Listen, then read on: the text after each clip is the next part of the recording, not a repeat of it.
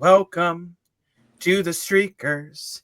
It's the Streakers Island podcast with lots of analysis and lots of laughs. Listen while you drive or while you're in the bath. Just make sure you listen. You just raise your glass to the Streakers Island podcast. Hello, everyone. Welcome to the Streakers Island podcast. It is I, Jacob Moore, the self-proclaimed. You know what? I might change it to critically acclaimed sports analyst because lately I've been right on the nose with my picks. I am joined by Mr. More Free Money, woo, and Chazzy 7.0. That's right, ladies. Yeah. Yes. New Streakers app update is completed. Plus, Chazzy can now be cooled by chocolate milk and white milk. Wow. The votes came in on our last live show. Chocolate milk is better than white milk. So, Chazzy, there you go. There's a new 1v1 to add to the app. What's There we better? go. I guess now we got to do chocolate milk or strawberry milk. You guys remember strawberry milk? Oh, that's right. That was a thing back in the 90s. But let's get into some of our topics today. SHAWN Lemmon, Chazzy's favorite player, is coming back to the CFL potentially. We're going to talk about the league's schedule. No, it's not playoffs, but it is regular season, so they can win games now, just not later. We'll get into week 7 of the Canadian Football League and what that holds. The MLB All-Star Game, why does it work when others don't? We're going to break that down.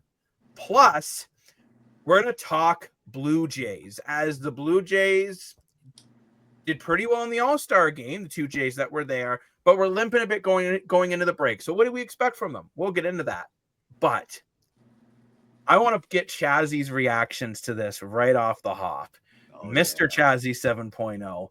SHAWN Lemmon has been reinstated into the league. Now, he can't play yet if he gets signed because he has to face his 2-game suspension for his failed drug test. So just remember that one there. I forgot that. But Chazzy, how are you feeling about this SHAWN Lemmon situation? So you guys were bringing me up on sort of the situation, and this won't be the first or the last time we have this topic about the gambling aspect with pro sports and pro players and sort of betting on their own games that they're involved in or betting on their own sports. And just before we went live, we're having a little small debate on the length of penalties, slap of hands. And if we go back to the zero tolerance league of baseball and going all the way back to the early 1919, the World Series. And what we've been talking about, I guess, with Pete Rose and all that, like how I just don't find this a positive for a league that this player's bet on games, not only in his own league, but on his own game. So I don't know, with more and more gambling being in our faces, and I don't know, you watch a hockey game and every, 4 or 5 minutes there's a gambling commercial. I just find like, this is not probably going to, like I said, not going to be the last time, but I don't think this is good for the league. We were talking earlier about, I don't know what the CFL needs to do to sort of revitalize, expand across the country, and I don't know, doing this, knowing that, like, what does this do for the CFL fans, like your guys' self? Like, does this distill your trust and sort of like questioning some things? And we're seeing a little bit more now in basketball because now they're going to see how players' actions are at the end of the game and what points or injuries.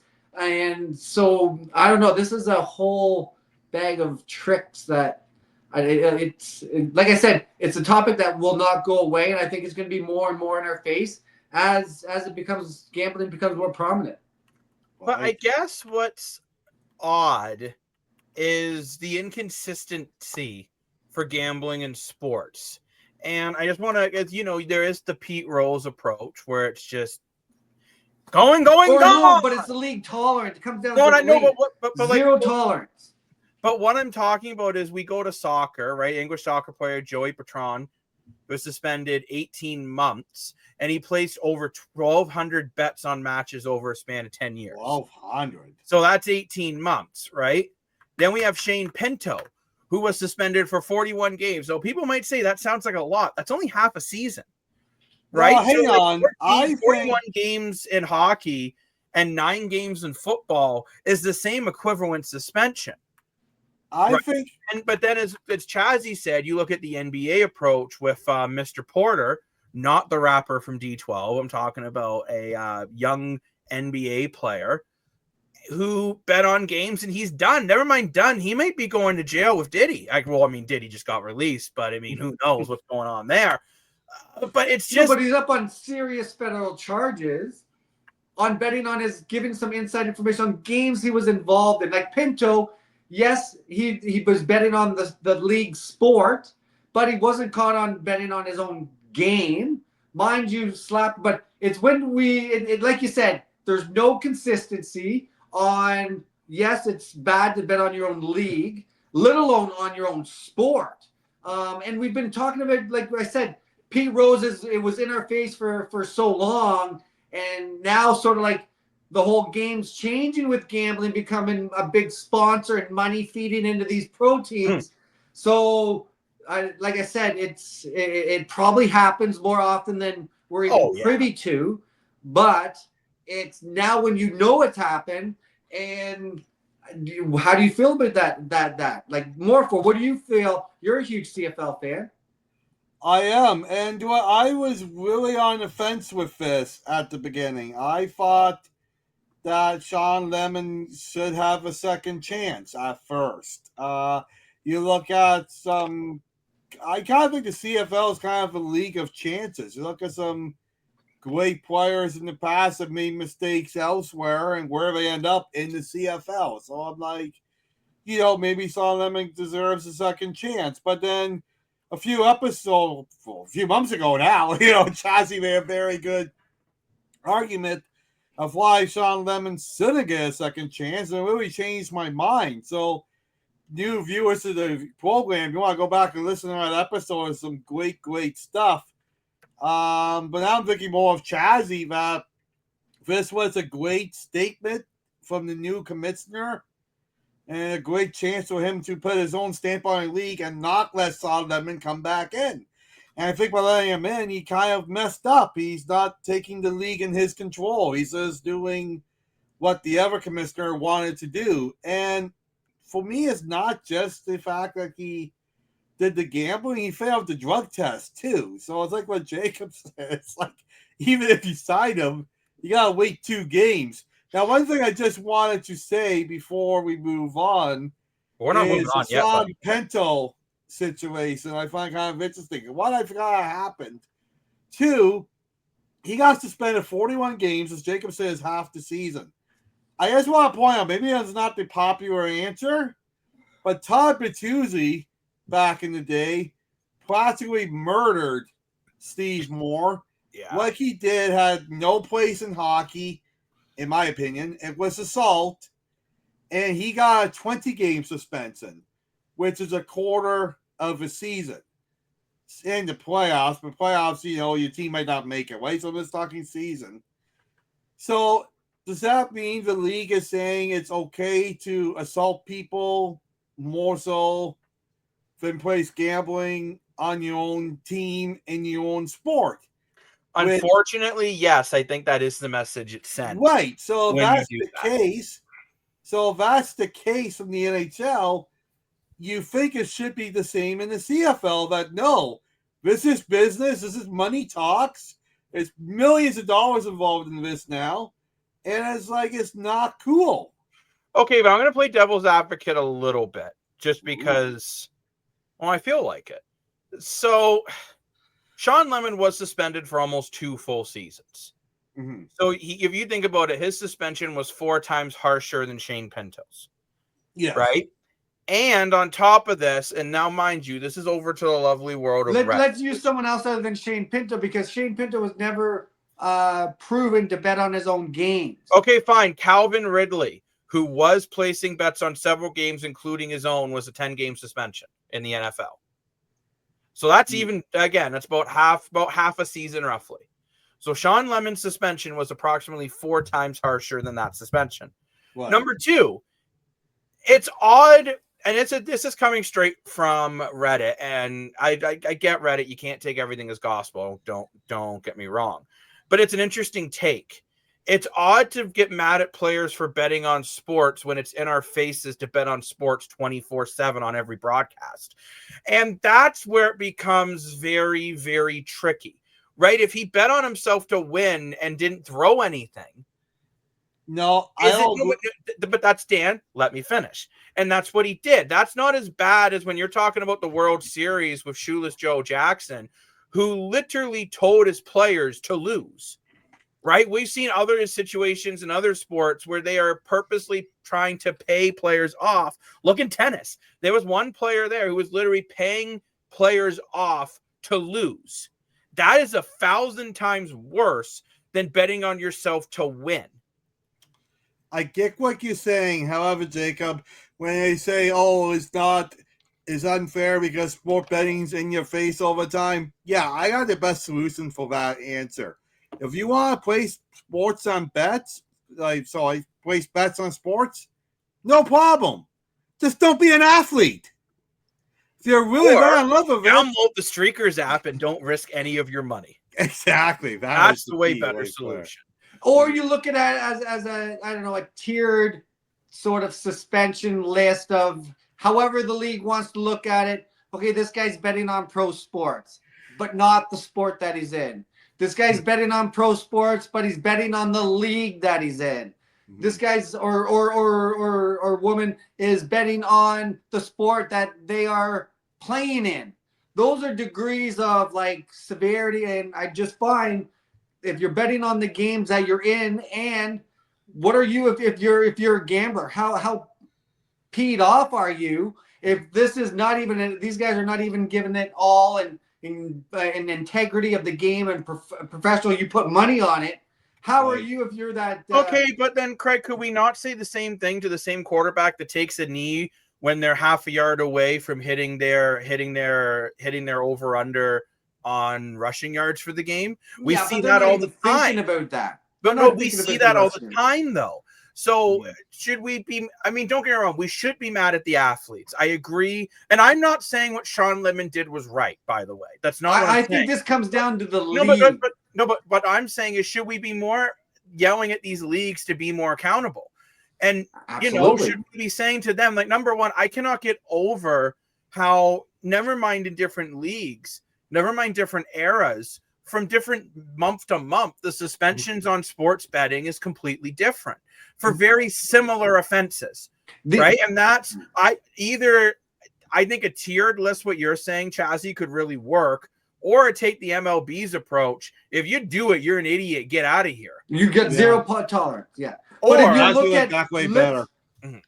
Okay, it's like racing in the early '80s with all the cigarette money. You got all these pro leagues and teams taking in this money. Who's benefiting from that? Well, the teams and leagues are. So they got to do something for if it's a problem with their players, but it's also affecting your fans. So, like, I don't know, it trickles down, and there's got to be some sort of consistency. But in this situation, and we talked about it before, I don't know. Oh, I think the CFL is making a mistake, especially at the age Shawn Lemmon is at. I think, and I know you guys disagree with me. I know you guys disagreed with me, but I feel a little different if it's a young athlete who did it once and admitted his or her mistake. I think that's different. When it's someone who's a veteran in the league, they've been in this league for years, and if they only got caught once, how many times have they done it if they've been in the league for 15 years? Well, right? That's what we got to question, right? Are we going to go back and question every game he played in, like how we did with Barry Bonds home runs? Right now. They got a player. We won't name any names because they haven't been found guilty, but they make over $23 million, they said, and they're looking at games from 2023 in regards to like how he was ending the game and his actions on his points and everything. So, but then to also counter that, there was a game I think it was 2 seasons ago, where Jonas Antetokounmpo purposely missed a shot so he could get his own rebound so he can get a double-double. Is that cheating by the gambling rules? No, but seriously, where do we draw the line on that? I have said it for years. sports gambling is such a slippery slope, and it's going to ruin sporting. Yeah. It's unfortunate, and like that's why, again, and not to toot our own horns, but chugga chugga choo choo toot toot, when you're using a fantasy point system, you're not wrecking the integrity of the game versus going for cold hard cash. Right. That's the difference, right? And I just want to see consistency. So now if another player gets caught for a similar thing to what Shawn Lemmon did, he should be It's a gray area, and we don't know what to expect now. Like I know we don't, and that's no idea what to expect. And I agree with Dan too. It's like, so players that, like, you look at Morano. You won't know who he is, Chazzy, but there's a player named Morano who played for the Saskatchewan Roughriders. Yeah. And he lunged forward and grabbed Jeremiah Masowi's leg, twisted it, and smacked him to the ground. And Masowi missed 2.5 seasons. He was only suspended 4 games. He's also called him racial slurs as he also called him racial slurs while he was down injured. It was a really, really bad situation. And now, mind you, that at the time, a 4-game suspension was the longest suspension for a play like that in CFL history. But when do we start saying, so what's worth more of a suspension? Is it betting or is it player safety? And this is where we get to this. And I'm not talking about player safety where it hits a little over the line, but it happens at sports. Like, I'm talking blatant cheap shots, like the Todd Bertuzzi, not Tyler Bertuzzi, was a perfect example when it was premeditated, waited 2 weeks after Moore threw the hit on Marcus Naslund, which I would call a borderline dirty hit. Like, wasn't like crazy over the edge, was a little over the edge. There was a fight right after. Everyone thought it was done. 2 weeks later, Bertuzzi goes, I know, it'd be great if this guy could never walk again, and does what he does. And never mind not being suspended for that long. He played for Team Canada for the next year. That was so crazy, too. Where do we draw the line on suspensions? At the end of the day, though, the CFL made a mistake. You know what? If an older guy who's maybe got 2 years left in him, maybe, why? Yeah. And 2, he still got to wait 2 more games because he failed a drug test. Now, mind you, I find it very weird he failed a drug test while he was suspended. So I think that's kind of a weird one. Well, I just find it comes back onto the league, comes back onto the integrity of the game. You're trying to get new fans in, and they're like, well, their own players bet on their own games. Like, is this the WWE all over again? Now, mind you, Chazzy, it's very mixed comments from the fan base. A lot of fans, that's what I said earlier. A lot of fans are happy don't mind it. Are the ones that are going to the Lotto 649 machine. No, but they're not into the gambling or it felt like their money, like the guy that's betting money, and then they're like, well, this game was already predetermined before these even players got on the field. Right. But what I mean is, it's just very interesting that there's a lot of weird ones where some fans are furious. And other fans are like, the integrity of the game. Come on, dude. He bet on his own game once for like $40 and lost. Like it's interesting to see. Again, I think the CFL just should have been like, no. I think it just really saves a lot of this headache. Yeah. But it's interesting too, especially when you have the NBA right now. And I'm not comparing what Porter did to Lemmon, because I think what Porter has been doing is a lot worse. But at the same time, we also don't know how far Shawn Lemmon has taken it, because just because this is how much you can prove, it doesn't mean this is how much has been going on. Well, as a fact, we have no idea how many other bets he played. So are we going to look back in history, every game he played and every game that he lost, that he bet he was supposed to lose? Like, we don't. Really, what Chazzy says, it really questions the integrity of the league, unfortunately. Now, just for where he's going, it sounds like he's signing back with the Montreal Alouettes. Well, I have a crazy take on this. I don't think he's going to Toronto. I want to see what Chazzy thinks. I think he's going to go with Toronto, because if you think about Toronto, is everyone's criticizing Nick Arbuckle. Okay, Nick Arbuckle leads the league in passing yards, so he's not that bad of a quarterback. Toronto, only scored 38 points against Hamilton. Most games, that's enough to win. They gave up over 50 points to Hamilton at home. Their defense is a complete mess. And you look at Pinball's history, he has a history of giving people a second chance. Ricky Williams prime example. He failed a drug test in the NFL miserably, was suspended. So Chad Kelly gave him a second chance at the CFL, wins a Grey Cup, then goes back to the NFL. You look at Buffalo Thompson, you're like, oh, he's too old, give him another chance. Well, now he's still being a good backup in Montreal. You look at Rookie Way. Oh, he got injured too much. He got old. Okay, bring him to Toronto. He got 2 Grey Cups. So you look at even a Chad Kelly. It gives him a second chance, right? So pinball's known for giving people second chances if they apologize and willing to change. So if Shawn Lemmon's really sorry for what he did, he's willing to change, I'm curious if pinball will give him a second chance. No, he won't. And I'm telling you why right now. But I'm going to tell you why. Okay. The reason why is because Ryan Dinwiddie bluntly said he would rather have players of less talent and better character. If you bet on games, you don't have character. There's a big difference between, and mind you, drug addiction's a sickness as well, the same as drug abuse. Right. But Ricky Williams wasn't taking performance-enhancing drugs. Truthfully, he was just smoking a bunch of pot. Yeah. Which now is barely even considered, wouldn't even be breaking any laws. Maybe it was incredible how much he could run while stoned like a tree. Like, if you think about it, not like Michael Phelps. Everyone's getting mad at him. Like, dude, this guy's stoned out of his mind, and he's faster at swimming than you are. You need to work out more. But like, it's another prime example, Michael Phelps, between those and Shawn Lemmon. Because Shawn Lemmon, number 2, when he was betting on sports, single game sports betting in Canada wasn't even legal.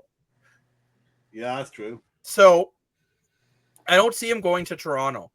I think he'll either go to Montreal. Are there teams asking for him? Yes. A rumor is he's already been in Montreal's training facility. I think he's going to Montreal. And also, too, I'll be honest, I think Montreal or Hamilton is where he'll go. He is a very talented player. He is one of the better pass rushers in the league, and right now the league is low on pass rushers. That's a position in the CFL currently right now that it's low on, and you look at Montreal that feels they have a chance for another Grey Cup. Shawn Lemmon was a big part of it when they won it. He was, yep. So we saw that game in Hamilton. Again, I don't think the league should have reinstated him, but they have, and we'll keep you posted on where he signs. Although when he does sign, he still can't play for 2 games for drug abuse. Good times. Let's move on to week 7 in the Canadian Football League, and we have some big games coming up. We have Toronto versus Montreal on Thursday. Chazzy, your Stamps take on the Blue Bombers again on Friday. Dan's least favorite team, the BC Lions, takes on the Saskatchewan Roughriders.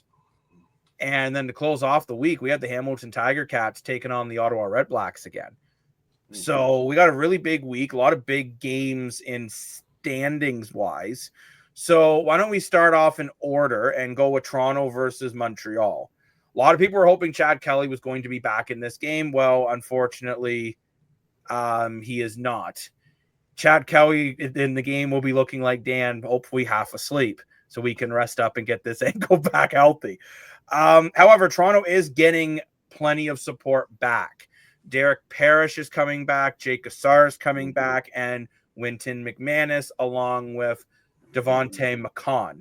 So you are bringing back either 4 or 5 starters back into your lineup. Amazing. Yes, Chad Kelly. It would kind of be like if Austin Matthews was injured, but so was the entire second line. Yeah. And then Matthews wasn't back, but your entire second line was. That's what's happening here for Toronto. Now, Montreal is also getting back Davis Alexander, who still has not lost a game as a starter in the Canadian Football League. I believe he's either 7-0 or 8-0 as a starter.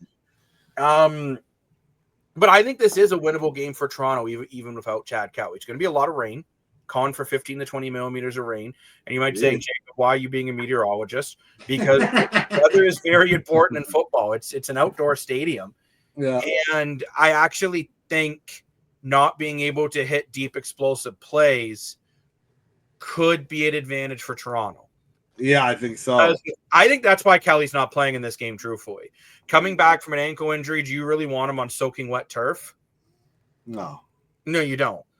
he would look as angry as Chazzy looked when I said Shawn Lemmon's going back into the league. Yes. It's just not a good decision. No. But I want to ask you boys, and Chazzy, I'm going to start with you because you're impartial towards either team. Who's taking this game, Montreal or Toronto?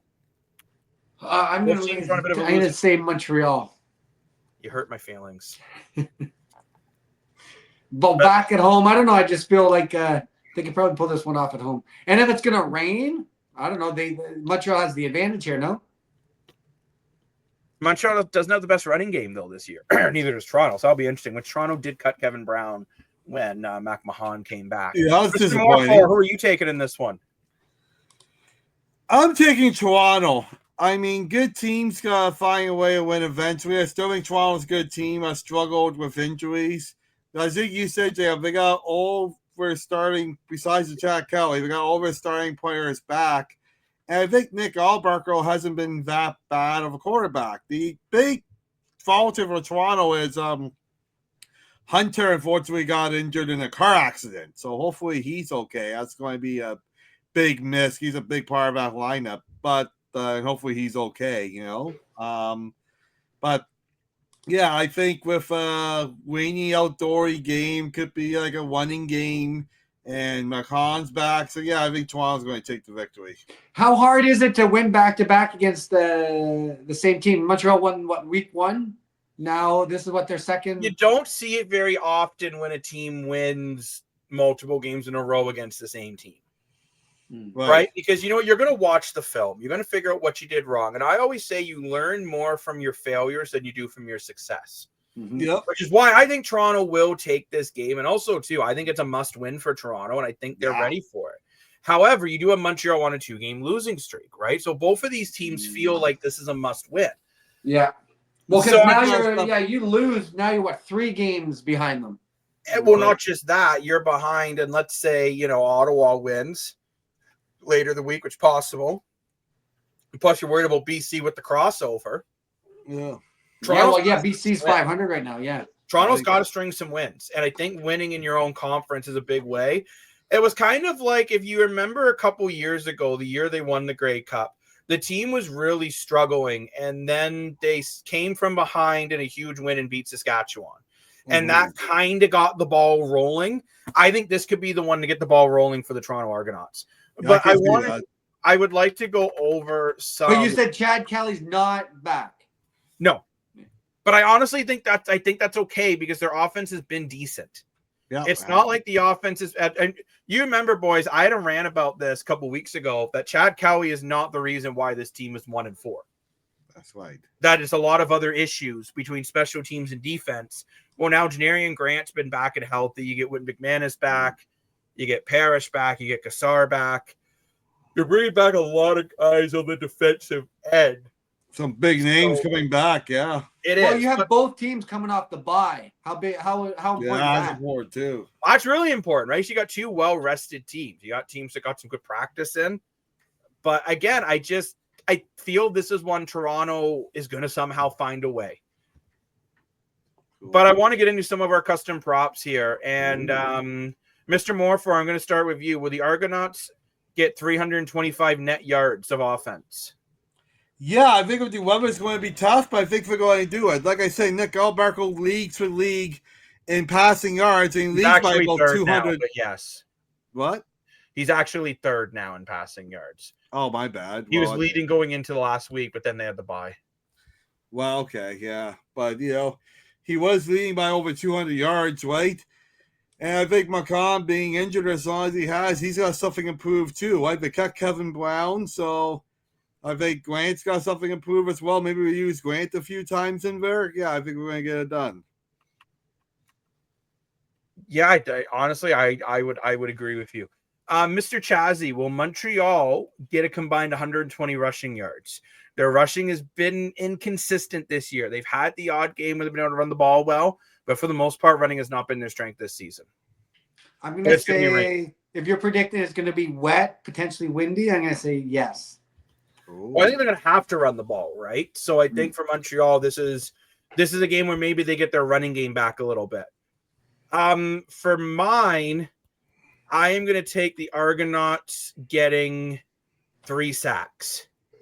The reason why I'm Wow. saying that is I could see, as much as it's raining, I could see Davis Alexander on some RPOs pulling it as a young quarterback and trying to make a throw, not having anyone open and being sacked. Toronto is going to be blitzing very heavy in this one. And there's one prop that I put in here that I'm not going to, you guys aren't going to answer here. I want the viewers to get in the app and tell us ourselves, will Montreal get at least 2 interceptions? So we're not going to answer that one. No, don't answer it, Dan. Do it. Don't do it, Dan. Not saying a word. You can answer this. 45 combined points, yes or less. Chazzy, you did much better at this last week. I was much better than the week prior. Yeah. So I'm going to let you go first, Chazzy. 45 points, yes or less? I'm going to say less. More 4. I was thinking flip-flopping, but I'm not. I'm going to say yes. I'm going for 45 points. I'm saying less. I think with the weather, it's going to be a low-scoring game. But don't forget, we're going to give people I don't know. I think it's going to happen. They're going to give people rouges. Dan thinks he's just going to hand out rouges the way Seneca College hands out tote bags at an open house. That's right. Let's move on to. Did you get a bag? Did you get a gift bag or anything? I did. Yep, I They didn't have any pens. I couldn't believe it. Well. They had free ice cream, though. But let's move on to the Calgary Stampeders versus the Winnipeg Blue Bombers. And the last time these two teams battled, Calgary kicked some derriere and Winnipeg got slaughtered. So, Chazzy, I'm sure you were happy about that one. And actually, Calgary is back-to-back dominant games over 2 very good teams in Winnipeg. That's what concerns me is you beat Winnipeg, you beat a tough Rough Riders, and now you got to go into Winnipeg and beat them again. It's going to be tough. But, Chazzy, what are you thinking, Mr. Chazzy? Oh, I'm with the Stamps. They're gonna. Well, they got one loss, but I'll ride them until the end of the year. So, Right. Let's ride the horse, Stampeders. Nice. Mr. Moore 4. Yes, Chad's going to be riding his horse so much he can ride the horse in the Saddle Dome there every time he scored the touchdown. I know it's going to be tough, but I'm with Chazzy on this one. I think Calgary's going to take the victory here. I think Winnipeg, Zach Carreros is starting to show his age. Brady Oliveira hasn't really dominated a game the same way as he did years past. And to Jacob's power ranking, Calgary's the number 1 team in the league. So you can't be number 1 in the league and lose to Winnipeg. So putting Jacob on the spot here. But also, the analyst was talking about the concerns Winnipeg could have going into the season. And are we seeing it? 113 points for the lowest in the league. Yeah. We are starting to see that this Winnipeg offensive losing Kenny Lawler, who we're seeing in Hamilton, is just dominating, right? And they don't have that. Dalton Schoen's a very good receiver, and so is Nick Dembski, but they're not receivers that just are go up and get it kind of receivers the way Kenny Lawler. Not 50-50 balls type of thing. Okay, so I'm torn because I originally was saying Calgary, but I kind of forgot the game was in Winnipeg. I had my head this one was in Calgary. I'm going to flip-flop the way Dan flip-flops on 98 wins for the Jays. And no, I've been consistent with that one. You haven't. You said you were crazy. And I'm taking the Winnipeg Blue Bombers. I think they find a way to Wow. they're coming off the bye. They're feeling good. I think Zach Collaros has a good game.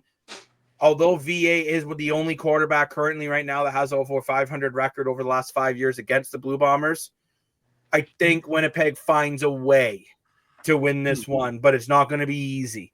They're going to need to create some turnovers. It's going to be a great game, actually. Oh, it will be, yeah. Speaking of turnovers, Chazzy, this turnover prop is for you. Uh-oh. Will Winnipeg win the turnover battle? I think that's critical for the Blue Bombers if they want to win this one. I'm going to say he's been throwing some picks. I'm going to say no. Oh, No. no, that makes sense. No. Mr. Morfor. Yes, sir. Wow, sir. What am I, your father? Definitely not. I'm younger than you. Will Calgary get 130 yards rushing combined as a team? That's a tough one. That's a really tough number. I think Mills is a very underrated running back. Mills has been getting on average around 80, 90 yards per game. So I think I don't remember what I had in my notes. Said no. Well, I'm going to.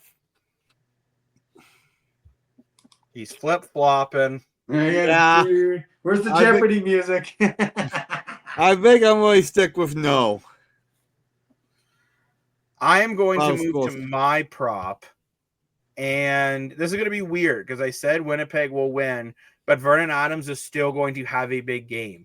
So my prop for big play VA is 330 yards and 2 touchdowns. Wow. Now, mind you, those don't have to be passing touchdowns. You can get a rushing TD in there, a rushing tutty, a rushy tutty, as the cool kids might call it. I have no idea. I'm not a cool kid anymore. I'm an old fart. But wow. There we go. And the prop for you, fan base. I'm going to get really close to the mic. I'm going to send one of the fans of Rivalry on one of these. Will Winnipeg get a combined 380 yards between passing and rushing? That's the prop for you. For all the suckers who still believe in love. If you know that song by Little Big Fish. Yeah. Or Real Big Fish, sorry. Now, 57 combined points. Yes or less? 2 explosive offenses. Well, at least one very explosive offense and the worst offense in the league. I'm going to say yes. Chazzy? I'll tail that. Yes. I'm going to say no. Ooh. No. Just under. I'm thinking more around combined 52. Huh. So they had 53 last game. But Winnipeg only put up 16. I'm expecting them to put up more than that this game, no? But I think Calgary will put up a little less. I don't see Winnipeg's defense letting VA destroy them. Again? Like Grognak the Destroyer, attorney of law. That's right. If anyone who doesn't know that, she's a lawyer that stomps on your village. Look it up. Let's move on to Saturday nights. All right for fighting. Lions versus Rough Riders. Big game for both of these teams, man. This game is huge because you have the Lions who could actually tie the Riders in wins of a victory after the way they started terribly to start the year. And Riders coming off their first loss of the year, and let's be honest, it was embarrassing. So, big game. The Lions have actually been growing on me this season. I don't know why, but maybe it's because of the controversy you guys are talking about with the QBs. But I feel the Rough Riders will bounce back. Mind you, Rourke better not bet on his own game, else he'll be suspended for 2 years. Then he can come back, even after he failed a drug test. But, Yeah. Mr. Morfor, are you taking the Lions? Are you sticking with Chazzy? Or are you going to be a Rough Rider? Oh, no, I'm taking the Rough Riders. Oh, never mind. Are you going to be a Rough Rider with Chazzy? Or are you going to the Lions, Deb? I'm being a Rough Rider with Chazzy. I think we were really embarrassed with their poor performance against Calgary, especially when they were home with that horrible situation of the air quality. I think we're really embarrassed. I think this is a big statement game for them because we said it before on the island, right? Saskatchewan's known for starting really good and dying off. So I think Trevor Harris is healthy. We want to keep him his momentum. So I think we're going to win. I'm going to make boring TV and agree with you. Lions are cooked. Yeah. No chance. No. Nado. Zilch. Nada. Going to props. My prop. I go first. You're the worst. Anyways, what do I say? 3 turnovers for the Riders that day. Saskatchewan will create at least 3 turnovers in this one. I think BC has been getting a little lucky that they haven't been turning over the ball. There's been some throws of late that Mr. Nathan Rourke has thrown that are still not necessarily good throws. And I think BC will turn the ball over way too many times, and that's how Saskatchewan will get the win. Now, Mr. Chazzy, my question for you, will the Rough Riders going to combine 450 yards? They had well over that last week. I'm going to say yes. They're going to come in with a chip on their shoulder and bounce back. Yes. Cool. 450 plus yards. Wow, that's a big one. Mr. Morfor. Yep. Will the Lions get at least 300 yards passing? No. He didn't have to think very long. He just had to think what letter he wanted to use. He's in and out of dreamland. He's back. Now let's go to the less. My favorite game show. Yes or less. 49 combined points. Oh, that's tough. That's a tough number. I pick whatever number I want. I mean, I've been told by viewers I should make every single 169, but I haven't. I'm going to throw it out there and say less. Chazzy's saying less. I don't see BC scoring much. I'm saying yes, Queen. Ooh. Yes. So yes. Like, because Saskatchewan's just going to rout them, or you're... I think it'll be a high-scoring game with Saskatchewan winning. I think BC will get their points because BC's got a good offense, but I don't think their defense is going to be able to keep up. Mr. Moore, you get the final say. Yeah, I think 49 is a weird number. That's what's beauty about streakers. There's all kinds of weird custom props in there. What did I say in my notes? You didn't say yes or less. You didn't say anything. Okay, I guess I Make up your mind, buddy boy. 49 Lions. I'm going to say no. Saskatchewan's really good for defense, and I think the defense is going to come out and play. Give him a less. Give him a less.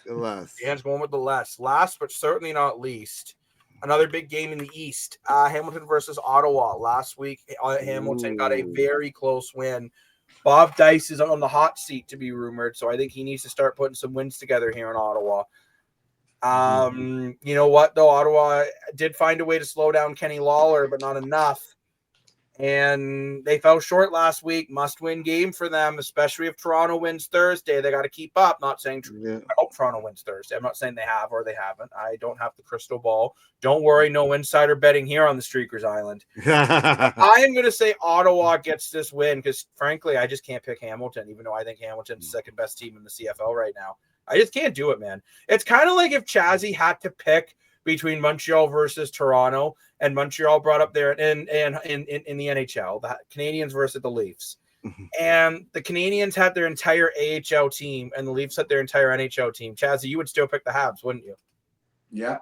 Exactly. Mind you, if it's a playoff game, you should also pick the Habs because of But Mr. Moore, who are you taking, Hamilton or Ottawa?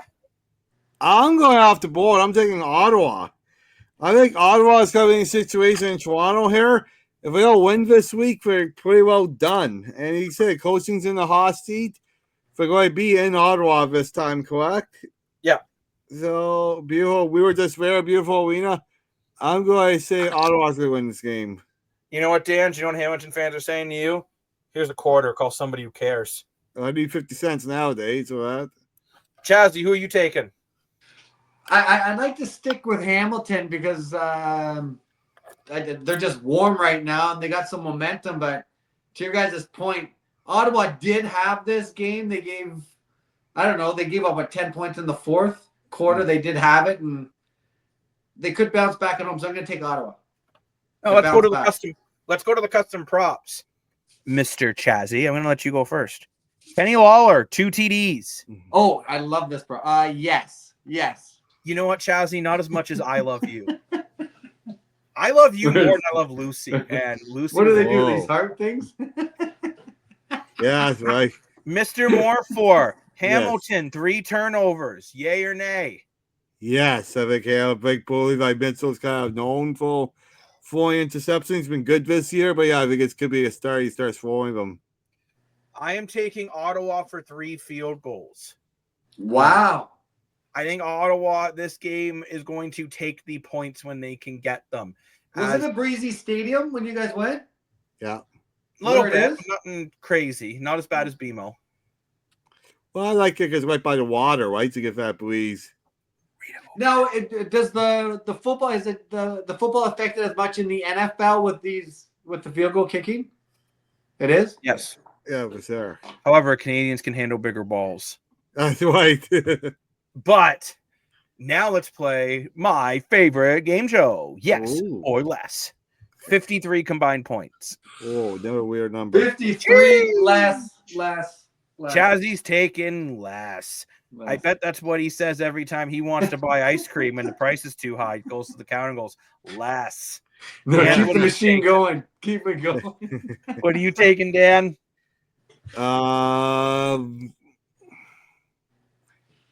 Less. I I'm gonna say yes, Queen. And I think Yes, you're saying yes. it's gonna be a high-scoring affair. Get your Interesting. popcorn ready. It's gonna be a fun one. Great. I think all my picks are opposite of yours. Now, I am throwing a surprise twist to the CFL segment today. So there's 4 games, right? Yeah. 7 Rouges, yes or less. Oh, this Over is the good. week. See, you're getting very creative here. 7 Rouges. Wow. In 4 games. all 4 games? All 4 games. 7 Rouges. Okay, how many Rouges are we seeing a game on average? You see what, 1 or 2? I'm not telling you. Figure it out. 7. I'll let someone else answer first. All right, more 4. You gonna bail Chazzy out here? Yes or less? Well, Wayne could play a everyone's part of it, but I'm going to say less. Dan saying less. Less than 7. I am saying yes. Oh. We will see at least 7 Rouges this week. Wow. Wow. Really appreciate the honesty.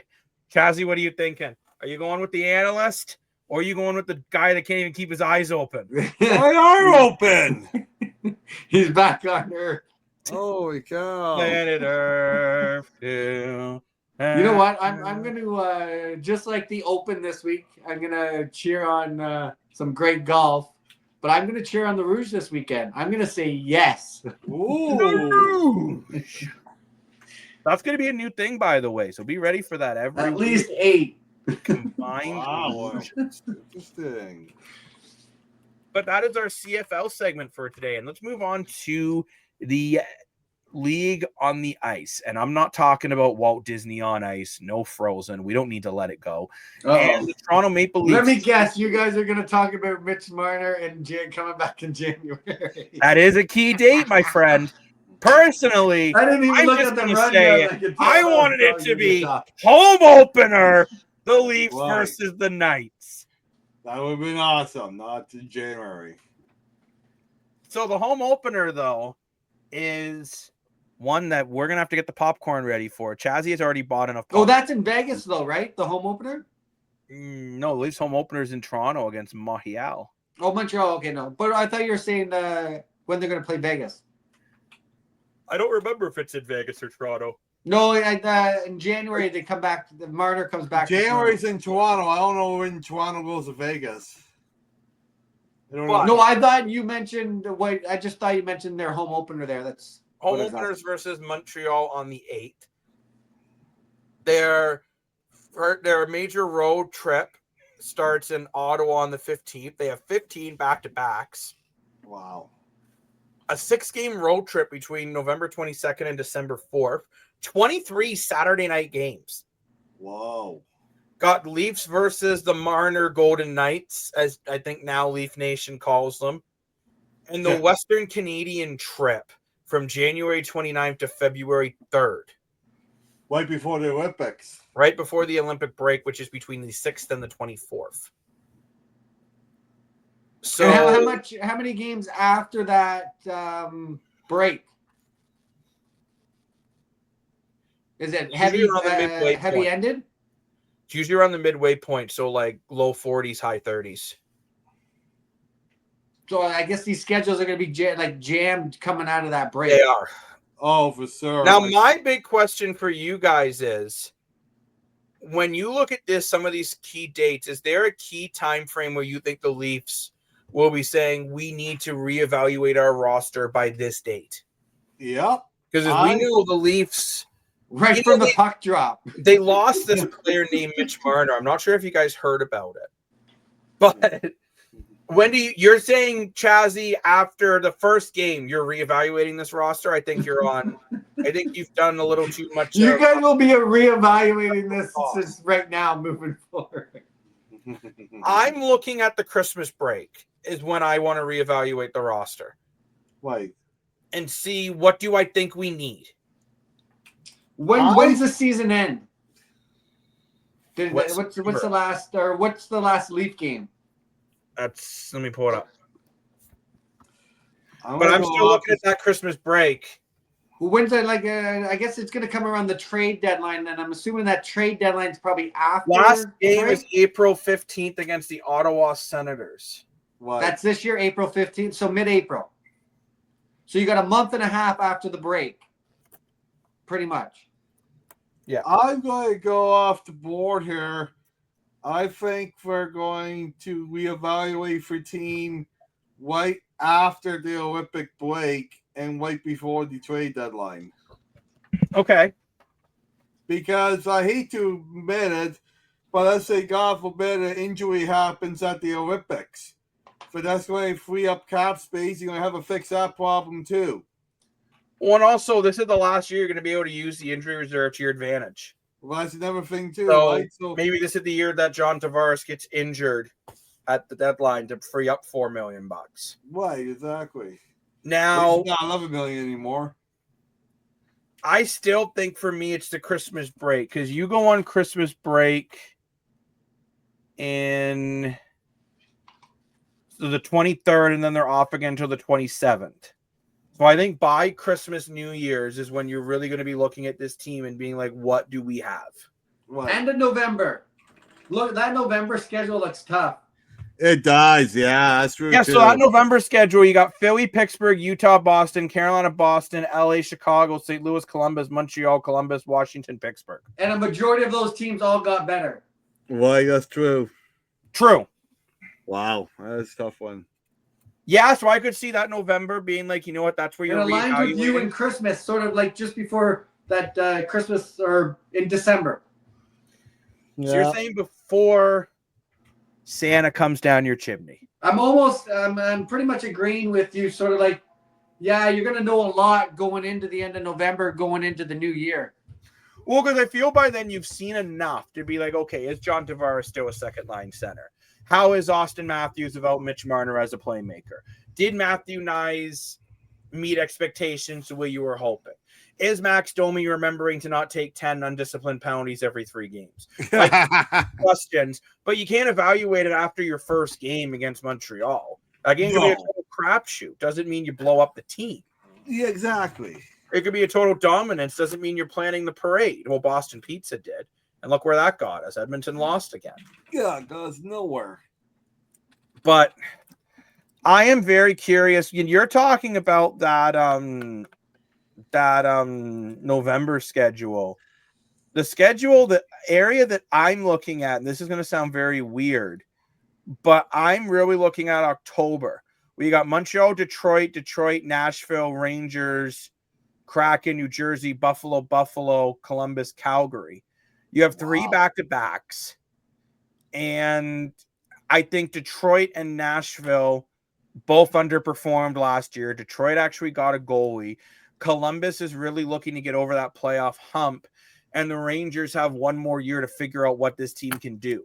That's going to be a really tough month for the Toronto Maple Leafs. Wow. Yeah. I'm not saying I reevaluate my whole team yet, but that is a month that when I am evaluating my team in December, I'm looking back to October. Makes sense. Yeah. Oh, and you're coming back out of the break to face the Lightning, Panthers, and then Senators. And then you end the season pretty much face like your last 6 games are 6 contenders.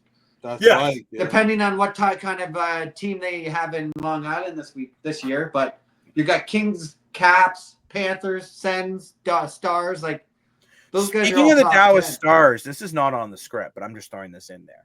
You hear there's rumored from Elliot Friedman that Jason Robertson wants Mikko Rantanen money. What? 12. What? That's insane. I don't think he's worth it, so I still think Dallas might be trading him. Wow. He unrestricted free agent at the end of the year. And Yeah. see, that's going to be a gamble for some of these players like that because of the depth this year has on free agents. No, we don't know free agents this year. For all we know, it could be like last year, like this past one, where all the star players get signed up right before the deadline starts. Or they're getting traded and they do these long-term deals. Yeah. So very interested to see what's going on there. I'm very interested to see how Leafs react to Marner. I'm seeing mixed reactions. Some people say, I hope they boo him. Other people say they boo him. I hope they give him a nice sandwich. A sandwich full of patty! Oh, so that January game is actually in Vegas. Yeah, but then January there's another 15th. game in January, Mr. Chazzy, on the 23rd, which is that's the big one because it's in Toronto. Oh, there it is. Oh, so they played twice in January. Okay, I missed that. They do. I thought they were just playing once in January. They'll be knighted. Because why would Vegas fans boo anyone on Toronto? It doesn't make any sense. Makes perfect sense. I might boo Nicholas Waugh. Yeah, but he didn't want to be traded. He was upset that he was traded. Why would you? Chazzy's looking for Nicholas Waugh right now. No. Where is he? No, my phone's about to die. And I'm like, where's my cord? I still got a little bit percent. Well, let's move on to the MLB All-Star Game. And it looked like the Nationals were going to have an easy win. And then AO said, hold my beer, and made it one hell of a game. Ending off on a bat off, whoever can hit the most home runs. I don't think we're gonna see players showering early anymore because AL couldn't play Guerrero or Judge because they had both showered and changed. Right, yeah. Personally, I just tell them to throw on a jersey and get back out there. It's not like they're a goalie and they got to put on like 18,000 pads. Well, exactly. But at the end what of the about day, Kyle Schwarber? Oh, that was great to see. Let alone it's not only like probably arguably one of the best leadoff home run hitters, but the guy comes in and just easily hits 3 in that extra. Yeah, that was really cool. It was interesting though when he won MVP because they all the announcers saying the home run off thing. I thought it was going to be Alonso. Yeah. Pete Alonso hit a 3-run shot. Yeah. But I'm curious what you guys think. Why does the All-Star Game work in baseball, but it doesn't work in like hockey and football and basketball? Because baseball's All-Star Game, it's intense. Like it's good baseball. Then you watch the NHL All-Star Games and Kucherov didn't even look sober. I think it's a setup that a baseball game actually means something because whoever wins the All-Star Game hosts the World Series at their home, right?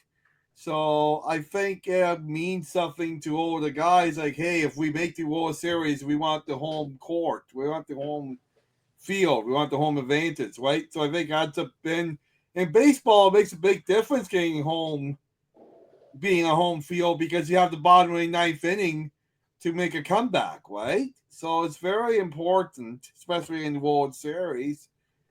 And the other thing I was going to say, too, for whatever reason, I don't know, it's because of the festivities beforehand or because they just love the game or because the game means something. But Jacob and I said off camera, for baseball players at the All-Star Game, look genuinely happy. They look like they're really enjoying themselves that couple of days. Versus you watch athletes at the NBA All-Star Game or the NHL All-Star Game, they'll put on a smile for the camera, but they don't look genuinely happy.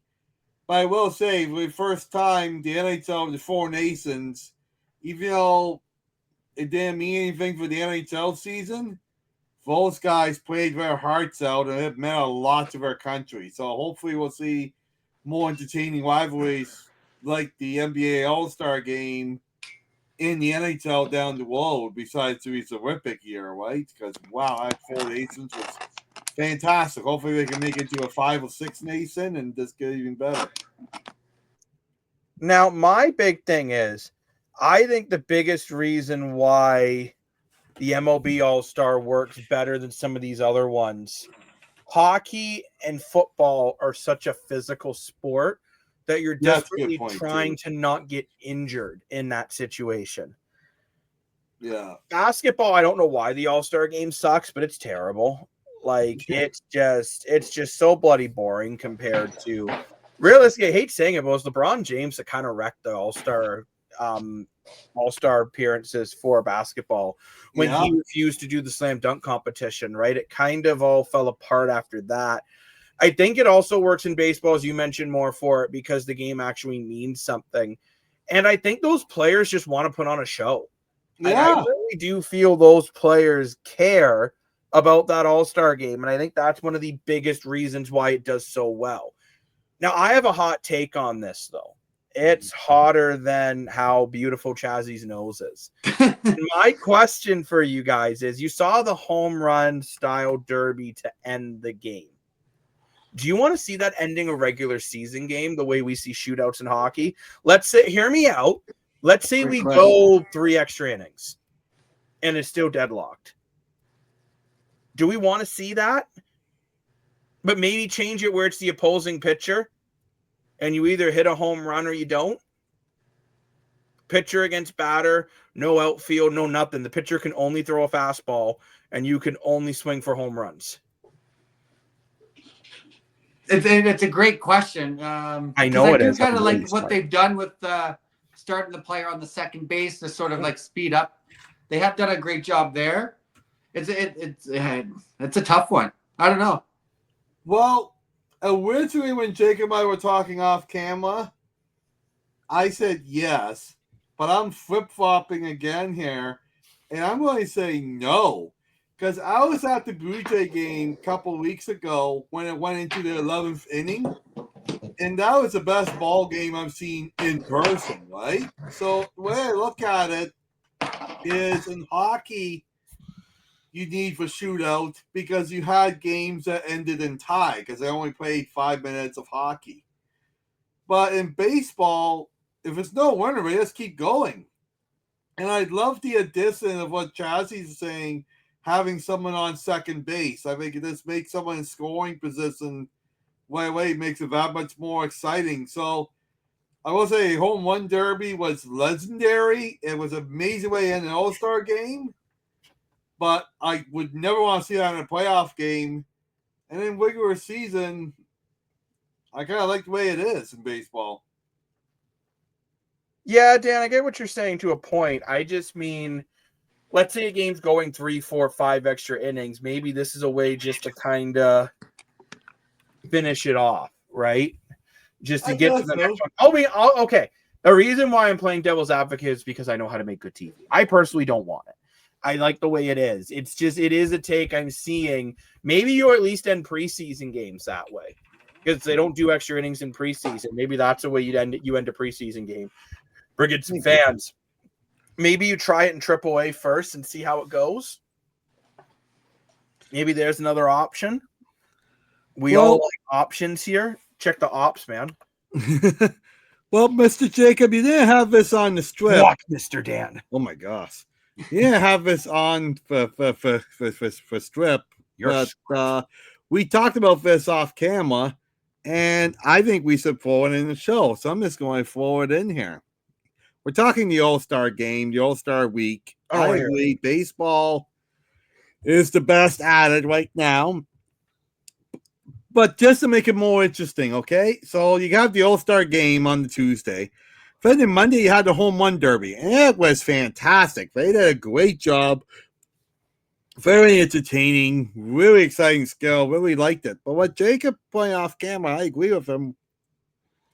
Why not make it more of a skill competition for more players involved, not just home run hitters? Why not have a play like who's the fastest base runner? And why not have a play of like who can do the most feet with a bunt versus a hit? Why don't Fastest pitch? That's another one. I would love to see someone throw 105 mile an hour fastball, right? Which we're not going to see in a game, but why not give pitch runners and pitchers, and I don't know how you could do it, but like make some wild hits so the catchers have to do something amazing, which I know could risk injury, but why not show all the skills of the baseball players in the skills competition? Yeah, we were talking about that off camera about maybe building a skills competition, which again, if you want to build your own competition and you want your own swag and whatnot, make sure you reach out to us on the Streakers app, right? Because there's some amazing bargains coming up there, and we can do that for you.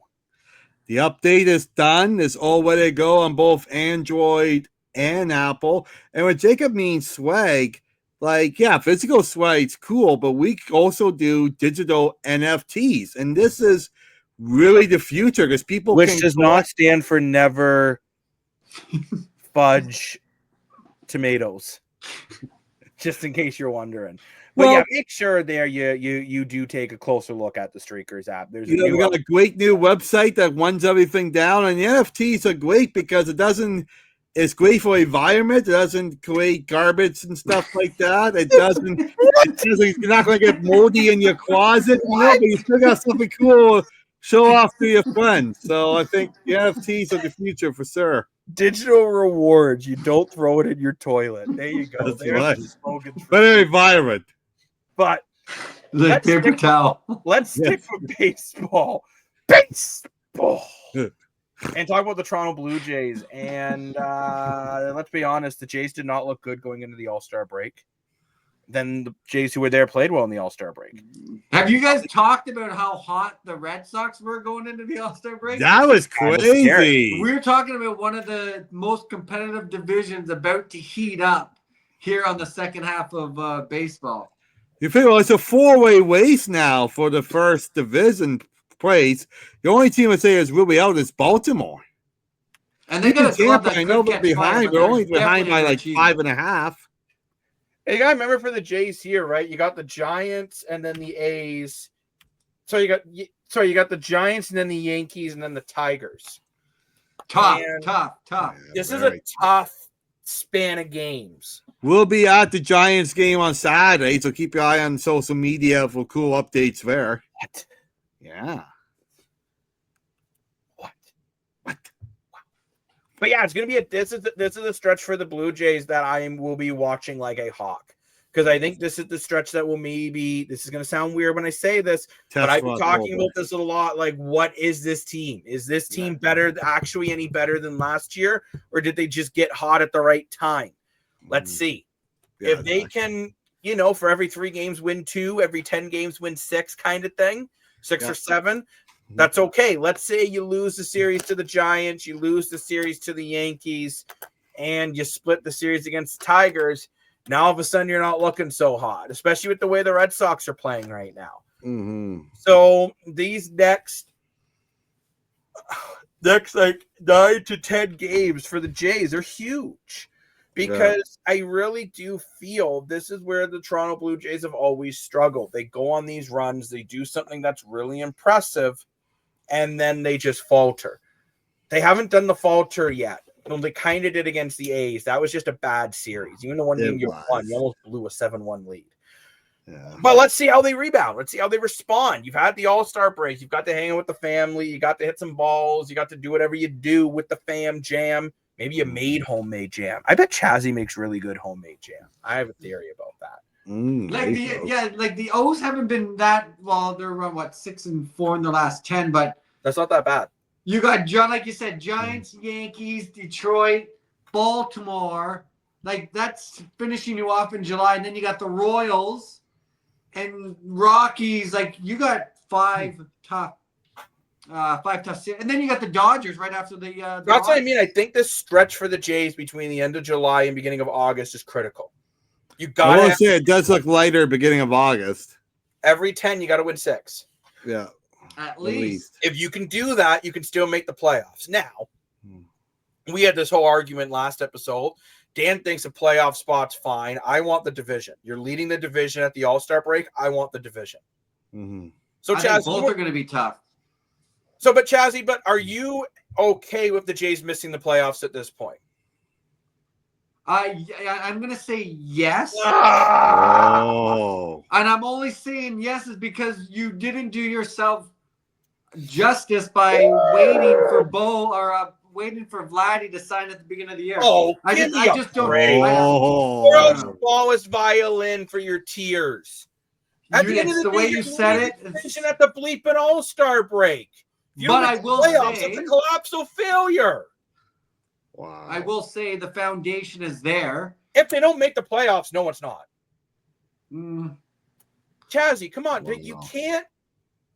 What has this core done that's so spectacular? I don't think you have your core yet. I think you're still questioning your core. $1 million. You don't even know if you're going to keep Bo or not. But so if they don't make the playoffs, do you keep Bichette? I'm going to say no. I don't think they're going to. No. No. If you miss the playoffs, there's no way you're going to keep Bo. You need to do me a super sexy favor and put that in the Streakers app. There you go. What is that prop? Will the Jays make the playoffs? Oh, okay, yes. And will they keep Bichette? Will Bichette re-sign? Like, even if he doesn't resign, do they keep him at trade deadline? Oh, no, they're going to keep him at the deadline. 100%. You'd have to. If he doesn't you're gonna make a resign? run. Yeah. You have to now. Yeah, I guess Trey was a rental player at that You point. went on Yeah. too good of a run. You have to. You don't have a choice. Yeah, good point. This is one thing I love about the Streakers app. I get Chazzy to put in all these random props. One day it's going to be like, oh, Dan wear matching socks. Yeah, I don't. Well, people that don't know, I don't like wearing matching socks. Don't look at his feet, ladies and gentlemen. He does not do feet pics for cash. Well, $20 is $20, but I don't like matching socks because if you have enough time to match your socks, you got too much time on your hands. You know what? Now every time I see you, I look at your feet. What?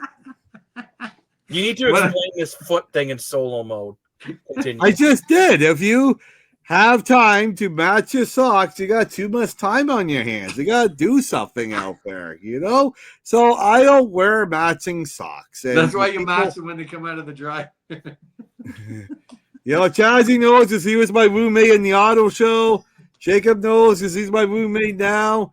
And people have worked with me in car sales. They all know because they can see my socks. And no, I'll look very good. That's how Dan Cole's deals in the auto industry. He's like, you want to see my big toe? And then you take this car to go for show.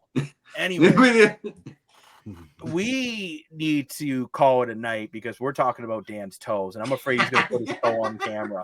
But before we go, Dan, you have a mindset about towels, even though you spelled towels horribly wrong. Yeah. Toe wolves. So, Dan, what would you like to tell us about towels? And please don't tell us how you dry your feet after you walk through a Did you just say towel? Yeah. Towels, yes. So what's your mindset about towels, bud?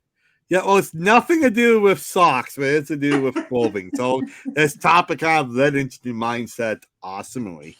A friend of mine shared a post with me on social media, and it's something that we don't really think about towels. People see an old towel, or old bed sheet, or old blanket, and they just throw it out, right? But even though humans don't necessarily want to use a used towel, you know who really could really use them? Is the animal shelters in the ASPCA, or whatever letters they're called. I forget. I'm sorry about that. But anyway, that's not the point. Animals can really use towels. Animals need them to be warm or to dry off or different things. So, and you know, we all want to bring home an extra pet, and sometimes we just can't. There's not any cards. You can't really bring home a pet unless you're home to be with it, or you don't have the money to take care of it. Then do it. If I went to volunteer, I'll bring a new pet home every day, right? But what I can do is I can donate my towels and legs and stuff. So I recommend every people do that too. And, you know, the other thing too is with all this heat wave, all this crazy stuff, please don't leave your pets in the hot car. Like, I can't believe we even have to have this conversation, but it's happening over and over again. Don't leave your kids. Don't leave your pets in hot cars. Please don't do it. And if you do see someone suffering, break that window.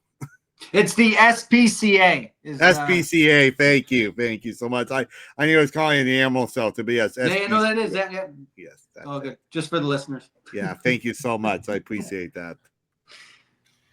And we are going to close the show tonight with a nice graphic of dansfeet.net. Not a real website, but I just wanted to get that out there. Well, I don't have a phone number in there. Couldn't have said it better myself. Same nail polish?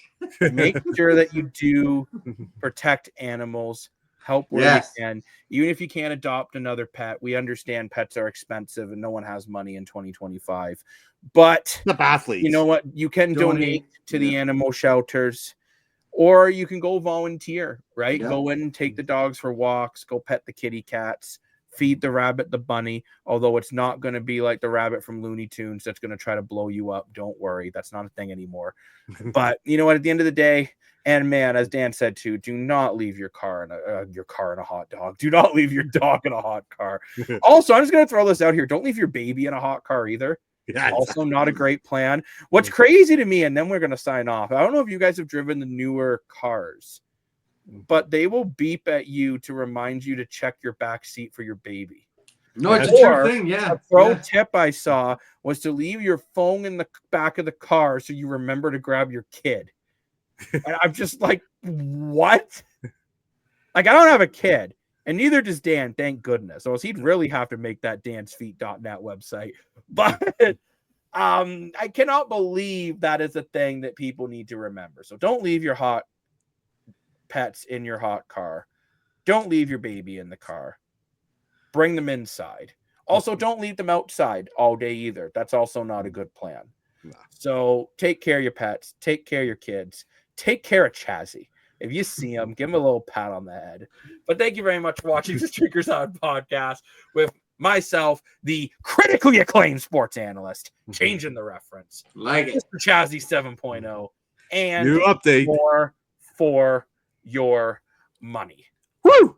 We will see you later on for a Argos versus Alouettes pregame show. Oh, that's why it says part 1 and part 2. Okay. I'm with it. That's why, Dan. You're spoiling what's in the background. We'll see you later, folks. Have a good one. Enjoy your day. Eat an apple. Bye.